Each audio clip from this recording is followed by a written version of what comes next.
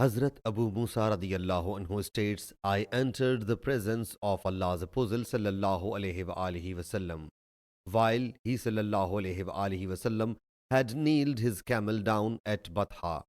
He sallallahu alayhi wa alihi wasallam asked, for what have you worn the ihram?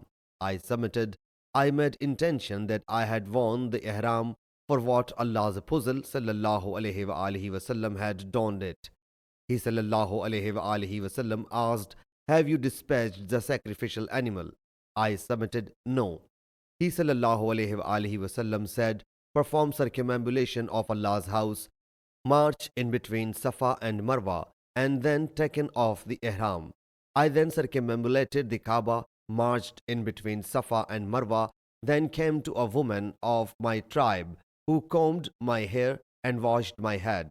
I would issue the same verdict in the reign of Hazrat Abu Bakr and Hazrat Umar radiyallahu anhum. Once during the Hajj season, I came across a man who said, do you not know what new commands has the believers' chief issued concerning Hajj?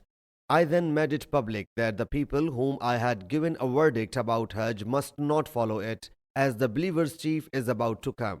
You must follow him in this case. When the believers' chief came, I submitted, what command have you issued in connection with Hajj? He said, if we consult Allah's book, Allah Jalla Jalaluhu says, fulfill Hajj and Umrah for Allah. Surah Baqarah, verse 196. But if we follow the Prophet's practice, he sallallahu alayhi wa alihi wasallam did not take off the ihram until he sallallahu alayhi wa alihi wasallam slaughtered the sacrificial animal. Sahih Muslim Hadith number 2450.